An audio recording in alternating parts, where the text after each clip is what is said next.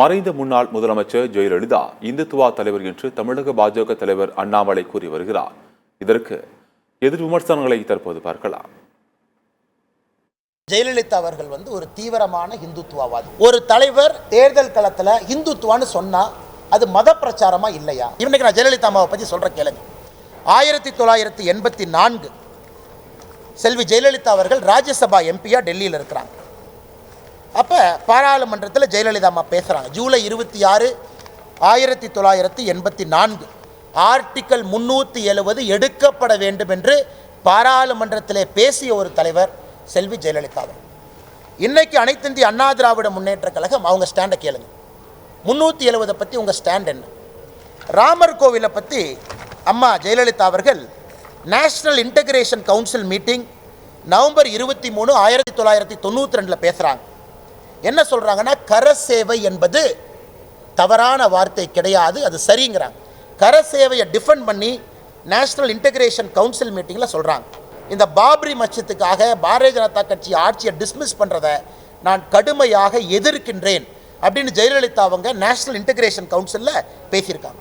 உங்களுக்கு தைரியம் இருந்தால், உங்களுக்கு வீரம் இருந்தால், நீங்கள் உங்கள் தலைவர்களை சொல்லி, உங்கள் செல்வாக்கை சொல்லி, உங்கள் கொள்கையை சொல்லி, உங்கள் லட்சியத்தை சொல்லி, உங்கள் முன்னாள் தலைவர்களை இந்நாள் தலைவர்களை சொல்லி இந்த தமிழ்நாட்டு மக்களுடைய நம்பிக்கை பெற முயற்சி எடுங்கள். அது மக்கள் எதிர்காலத்திலே, இந்த காலத்திலே, எந்த காலத்திலும் கொடுக்க மாட்டார்கள் என்பதை தெரிந்து கொண்ட பிறகுதான் உங்களுடைய கொள்கைகள், கோட்பாடுகள், சித்தாந்தங்கள் தமிழகத்திலே ஈடுபடாது, மக்களிடத்திலே வரவேற்பு இல்லை, மக்களிடத்திலே நம்பிக்கை பெறவில்லை என்று நீங்கள் முடிவெடுத்த காரணத்தினாலே இன்றைக்கு அனைத்து இந்திய அண்ணா திராவிட முன்னேற்ற கழகத்தை இந்தியாவின் 3வது மாபெரும் இயக்கமாக வளர்த்தெடுத்த புரட்சித் தலைவி அம்மா அவர்களை நீங்கள் புகழ்வது போல் புகழ்ந்து வஞ்ச புகழ்ச்சி அணியாக நீங்கள் உங்களுக்கு அடையாளப்படுத்திக் கொள்வதற்கு, துணைக்க அழைப்பதற்கு தமிழ்நாட்டு மக்கள் அதை ஏற்றுக்கொள்ள மாட்டார்கள். நிச்சயமா சொல்றேன். அவர் ஒரு இந்து மதம் மீது மிக ஆழ்ந்த நம்பிக்கை கொண்ட ஒரு இந்துத்துவ தலைவர் தான். அதை இன்று அவர்கள் எதிர்க்கலாம். ஆனால் அவங்க இருக்கும்போது சொன்னதை இன்னைக்கு எதிர்ப்பவர்கள் யாருமே எதிர்க்க முடியாது. ஏனென்றால் அவர்கள் மிக தெளிவாக இருந்தார்கள். அவர்கள் இன்னைக்கு சொன்னீங்கன்னா எல்லா இடங்களிலும் நீங்கள் பார்த்தீங்கன்னா கோயில்களில் குடமுழுக்கு நடத்துவதாக இருக்கட்டும், கரசேவகர்களுக்கு பாராட்டு தெரிவித்ததாக இருக்கட்டும், கரசேவையை காரணம் காட்டி பாரதிய ஜனதா கட்சி ஆட்சி கலைக்கப்பட்ட பொழுது இது தவறு என்று மிக துணிச்சலான குரல் எழுப்பியதாக இருக்கட்டும், ராமர் கோயில் தேவை என்று தனது தொண்டர்களிடம் கையெழுத்து வாங்கி அனுப்பியவர் அவர். அன்று ராமர் கோயில் கட்டியதில் அதற்கு ஆதரவு தெரிவித்த மிகப்பெரிய இந்துத்துவ அழுத்தமான நம்பிக்கையுடைய இந்துத்துவ தலைவர் அவர். அதே மாதிரி கோயில்கள் எல்லாம் அன்னதானம் போட்ட தலைவர் அவர். அதனால மிக தெளிவாக அதே ராமசேதுக்கு மற்ற இங்கே திராவிட முன்னேற்ற கழகத்தை போன்றவர்களை எதிர்ப்பு தெரிவிக்கும் போது அதற்கு ஆதரவு தெரிவித்தவர். ஆக இதற்கு எவ்வளவோ காரணங்களை எங்களால் முன்னிறுத்த முடியும்.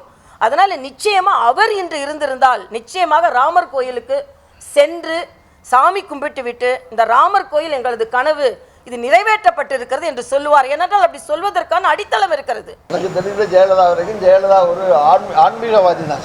சாமி கும்பிடுவாங்க, தெய்வ பக்தி உள்ளவங்க, அப்படிதான் ஜெயலலிதா தெரியுமே தவிர ஜெயலலிதா ஒரு மதவெறி பிடிச்சவர்னு நான் சொல்ல மாட்டேன். அப்படி சொல்ல மாட்டேன். சாமி மேலே, தெய்வத்தின் மேலே நம்பிக்கை உள்ளவராக இருந்தார். கொஞ்சம் எம்ஜிஆர் கூட தான் நல்லா சாமி கும்பிடுவார், முகாமிக்கெல்லாம் போயிட்டு வந்தார். அதுக்காக சாமி கும்பிட்றவங்கெல்லாம் மதவெறியர்களா?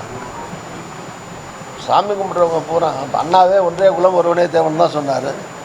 கலைஞரும் அதான் சொன்னார். கடவுளை நான் நம்புறாங்கிறது பிரச்சனை இல்லை, கடவுள் என்ன நம்புறாங்கிறது தான் பிரச்சனை. அப்படி தான் சொன்னார். தவிர கடவுள் இல்லைன்னு அவரும் சொல்லலை. இன்றைக்கு முதலமைச்சராக இருக்கிற திரு ஸ்டாலின் அவர்களும் அப்படி தான் சொல்கிறார். எல்லாரும் தான் சொல்கிறாங்க. அதனால் சாமி நம்பிக்கை உள்ளவங்கள்லாம் மதவாதிகள்னோ மத வெறி கொண்டவர்கள்னோ சொல்ல முடியாது. அது வேறு, இது வேறு. ஆன்மீக நம்பிக்கை வேறு, மத வெறி வேறு.